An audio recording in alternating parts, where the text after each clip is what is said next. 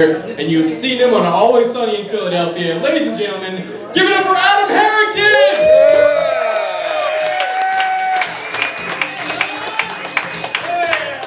Yeah. You guys are Connor, your host, doing a fantastic job. Wait staff and bartenders. Yes. This place is awesome. Good drinks, good food. Having fun? Yeah. You get food? What'd you have? Fries and broccoli. Nice. I'm kind of hoping you said chicken. I have a lot of good chicken jokes. That's fine. Okay, how you guys doing? Good? You made it? Let's give a round of applause for living in LA in the winter. Yeah. Like the rest of those assholes in the other parts of the country. Jesus Christ. I grew up in the Boston area, and I don't know if you guys read the news, but they're getting just fucking crushed this winter. They're under like 157 feet of snow. And I've lived out here for a long time, and it used to be very cute when I would send pictures and texts to family and friends of like, hey man, sitting on the beach in February. They'd be like, oh dude, fuck you man, gotta come out to Cali soon. But this winter, it's not funny to them. I sent a picture to my friend a couple months back of like I was eating lunch outside, view of the ocean in the background, and he sent me a dick pic. And that ended that. My dad did the same thing, which was weird.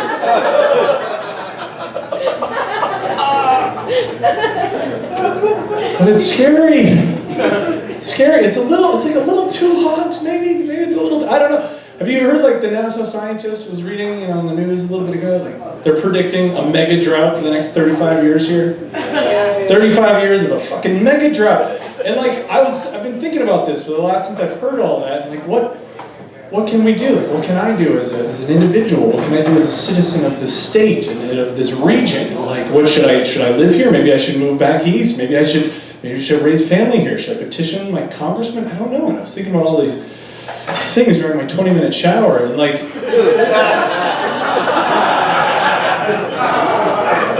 and I figured something out. I figure what I feel like the government can do. I feel like the president should appoint to the head of the EPA the guy who invented CrossFit. Because if everybody cared as much about reducing their carbon footprint as people who do CrossFit care about doing CrossFit, we would be on our way to a cleaner planet! They love doing CrossFit so much! I don't know if people in the back, I don't know if people are, like, if you know somebody who's done CrossFit, if you've had the pleasure of talking to one of your friends who's done CrossFit and like asked them like about their workout, or they'll probably just tell you. Those are 7 minutes you'll never fucking get back. And if you ask them like how's their workout, they start to say names of the exercise they're doing, and it sounds like they're just fucking making them up. Like, no, I just did some burpees. 4 burpees and 8 ankle wrenches. Fall out with 2 toadstools and fine monkey horse, and came into 2 minutes of sprint flipping, went outside and did 7 Asian hookers. And just followed that up with 4 oak trees. Yeah, no, that's when I go outside and I climb those oak trees 4 times. Yeah, so I can beat my time. They're always so concerned about beating the time. She'll beat my time. But it's fine. I mean, I'm not like, they're doing exercise and it's all healthy, it's nice. Like, I mean, and it's nice because it's very communal. If you talk to them, everyone's cheering them on. That's good, John, you're beating your time. You're beating your time, next time you'll do a better burpee. I don't know. But if you think about it, like if that was transferred toward like, doing good for the planet, that would be so great. People coming home and like, took out the bottles and cans, took that to recycling, did that 4 times. Went up and down the stairs, didn't take the elevator. Oh, that was good. I unplugged the coffee maker and the toaster in the kitchen, did that 7 times. And, went outside, bought a Nissan Leaf, lifted that 6 times, so I feel pretty good about that. Went outside, tended to the organic garden on the roof. Feel good about that. And, good job, John! The hibiscus are really coming in strong this year! Those biennials are looking good, John! Doing your part. It's fine. I don't know. Things do seem like they're getting like a little crazier. I don't know. It might just be like a generational thing. Like back in my day, things. But like I grew up. I was kind of. I came of age in the '90s. Any '90s people here? Yeah. Fucking '90s. Like I'm sorry, I missed the '90s. And there were issues in the '90s. There's no doubt. I mean, like, but they were all like. I felt it just seems like a little more quaint. You know, there was Lewinsky, shut the fuck up, and there was Lewinsky. What is that? Like a different Polish person that I didn't even. It was Thomas Lewinsky. He was my friend from high school. No, but there was a war in the Middle East, but it was like a cute 4-day war that we crushed. We were out of there. It was fine, and there was like.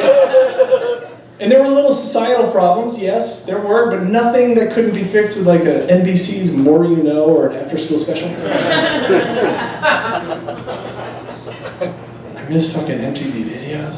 Oh man, MTV, that was like, MTV videos, that was my porn, because I didn't have like pornos in my house and there was no obviously fucking internet. MTV videos, man. I used to watch those things, that and like HBO in my basement. People here, does anybody have basements? A lot of people in Southern California and the West don't have basements. And you missed out on the basements on the East Coast. Like the basement was that was my like refuge. That's where I did crazy weird shit to myself. And I was fucking, whoo, and with like girls, I would French kiss them until fucking midnight. It was my own little weird 50 Shades of Grey down in that basement. And it was perfect because if anything was happening, I could clean up because I could hear my mom come down the stairs. It was great. But in MTV videos, like anytime a Janet Jackson video was on, remember those videos? Like anytime if those first like music,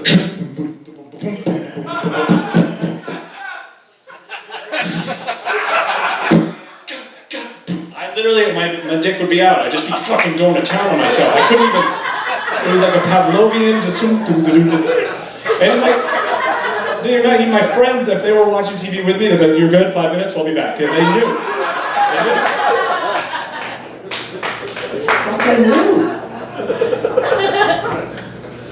Because I had no porn, like I said, because I had no privacy. I didn't have like my room. My mom would walk into my room at any moment, at any time. I didn't have one of those rooms like I always envied those kids with fucking like Pantera posters on their wall, and fucking lava lamps, smoke cigarettes out the window. Fuck you, Mom. I didn't have that. My mom would just come in vacuuming at like 10 p.m. You good? Everything's good? Without knocking.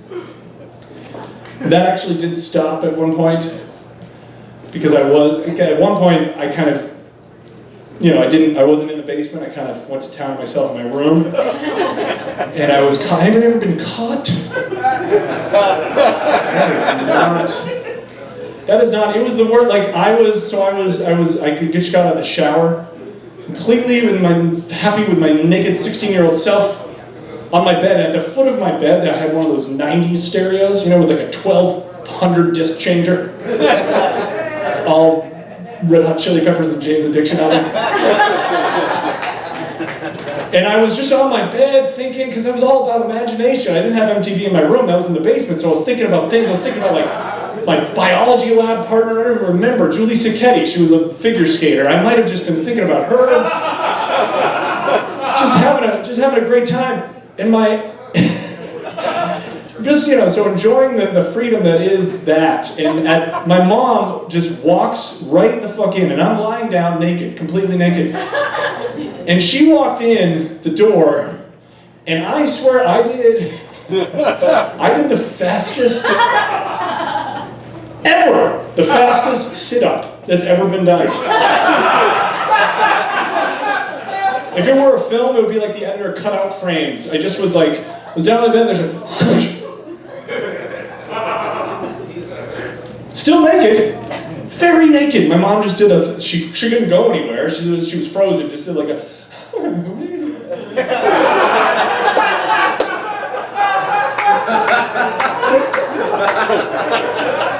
What are you doing?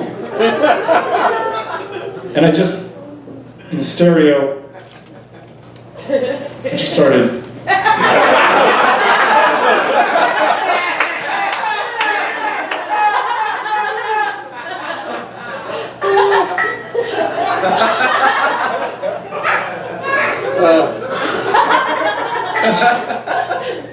Just fixing the stereo. It's broken. And like, I don't know, it's one of those, I don't know who it was more awkward for, and we will never know because has never been discussed and never will be! Until she sees this clip on YouTube. Okay, that's good. But still to this day, like, that was always a euphemism, my friends, of like, talking about beating off. It was like, did you fix the stereo last night?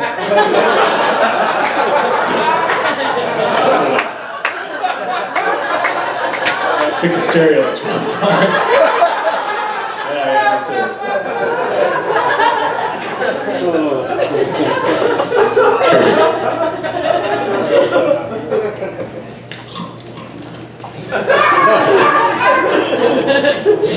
Sneezing's fucking weird, isn't it?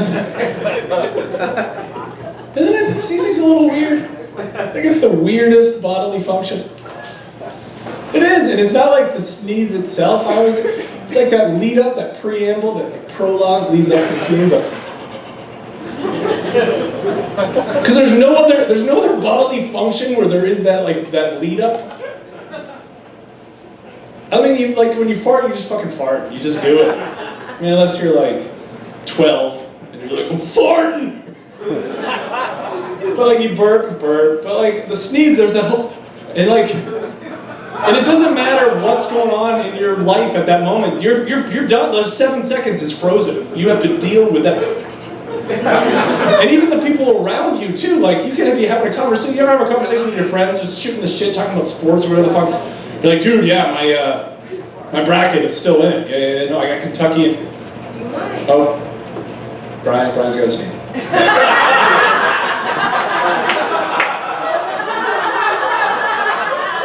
You look at Brian,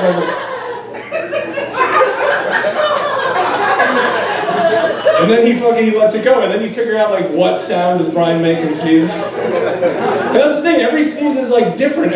Sneezes are like snowflakes. There's so many weird sneezes. There's like the sneeze of the person that holds it in, just like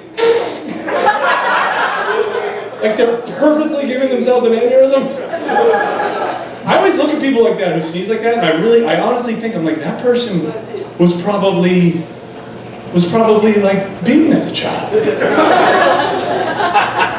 Because they're so repressed. Think about it, like they had, just picture like that person with all of their siblings in a little bedroom cowering and being like, shh, Mom and Dad are outside. Don't make a sound, they're gonna come in. And then like little Kimmy's got like a speckle of dust on her nose. She's like, Kimmy, hold it in. Hold it in, Kimmy. They're coming.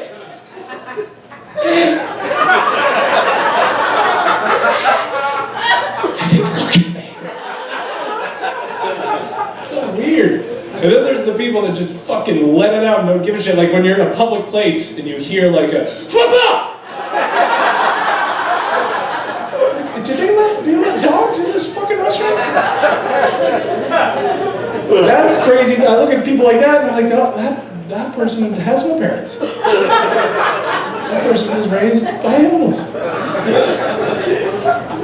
And it's weird, like with all the coverage we have, the 24-hour news cycle and YouTube clips and all this shit, it's funny that like, and maybe there are, I just haven't seen them, but that there aren't more clips of like world leaders and important people sneezing during like crazy important moments. And can you imagine, it would be so funny to see President Obama just like giving a really important speech to the UN. And that's why we cannot let North Korea and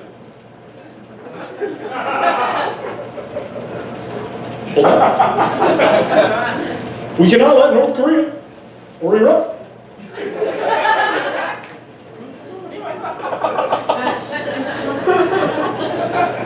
or Iraq. What's up?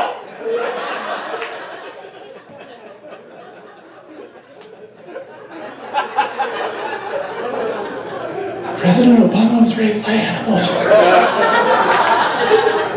didn't know that.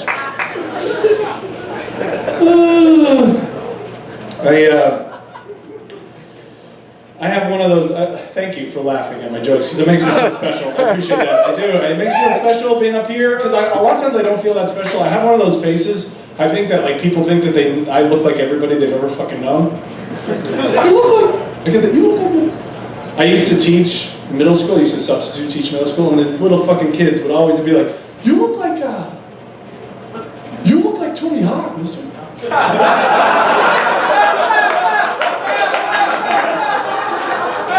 But they'd be like, you look like House. Yes, I do, Jose. Thank you very much. I know that. I teach and taught in LA Unified. But one time, like years ago, there was a movie that came out called Halloween H2O, and these kids, these 12-year-olds were like, you look like that actor who come out in Halloween H2O. I was like, oh, I didn't see that movie. Yeah, it was in Freaky Friday, too.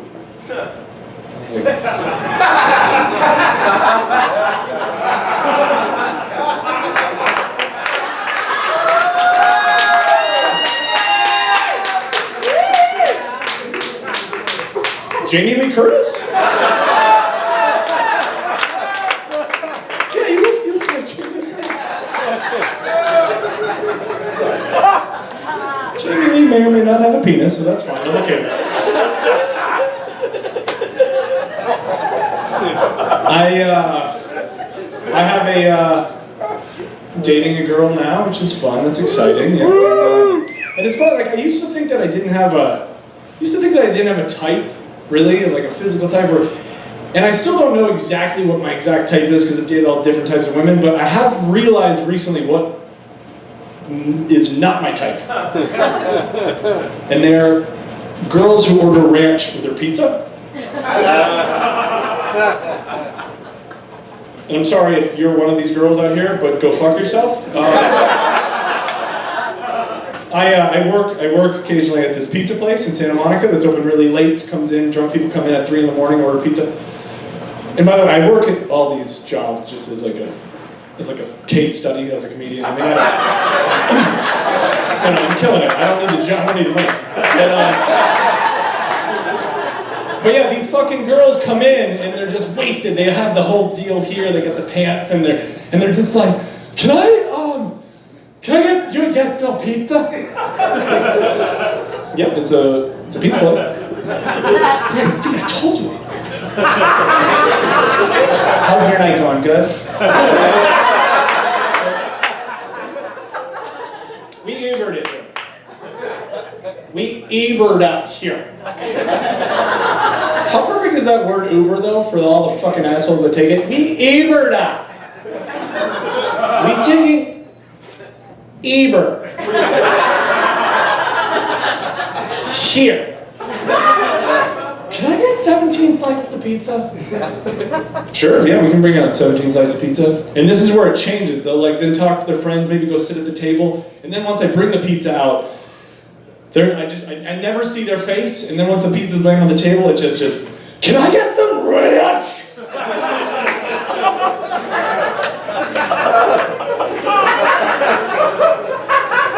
Can I get a little ranch with this pizza?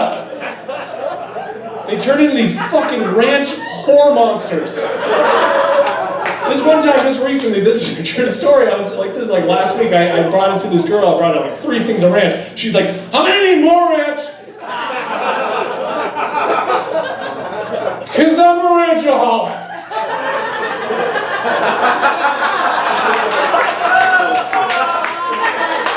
Yeah, I'm a ranchaholic. She thought she killed it with that joke. But like, there's just a bunch of assholes, everybody, I mean, it's funny, I was thinking like our generation, right? Like this is, our generation just compared to our generations before just fucking suck. I mean, we suck. I mean, like, think about our grandparents' generation, the greatest generation. And everything they did, it just seemed like was so classy and just so like, you know, done the right way. Like, a grandfather now telling their grandkid how they met their spouse, it's just amazing. Because somebody would be like, come here, Jimmy. It's about time you learned how I met your grandmother. It was during the war, and a few of the fellas and I were on R&R. We'd been through a lot together, so we decided to go to that new supper club called Swingin' Sammy's. We were toasting our gin martinis. Benny Goodman was playing on the stage. And I looked across the bar, and there I saw her. The most beautiful girl I'd ever seen. Hair as red as a California sunset, and with a face that would make, well, even Rita Hayworth jealous. I knew right then I had to make her my wife, and 50 years later, well, I'm more in love with her than I've ever been. Like, that's a fucking nice story. Yeah, and like that, it just, from our generation, everyone here, this is fucking everybody, it would not be that.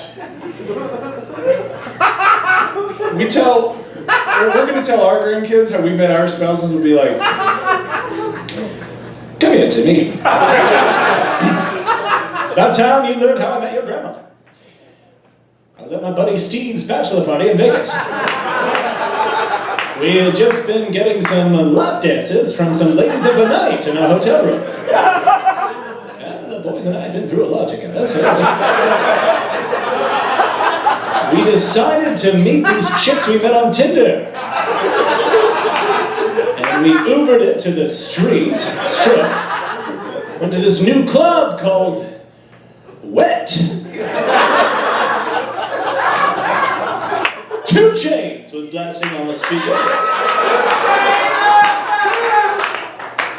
We were toasting our fireball shots when there I saw her. The sluttiest bitch I'd ever seen. Twerking in between 2 Persian guys. With tits as fake as your robot brother Edward. Your brother's a robot. It's about time you learned that. Anyways, I knew right then I had to make my wife. That summer we were married, and 5 years later I found out she was fucking my buddy Steve. But due to the California no-fault law, she took me for everything I had. That's why I'm here in this trailer, in this barren wasteland thanks to the mega drought. Well, I spend my days just fixing my stereo. Thank you very much, guys.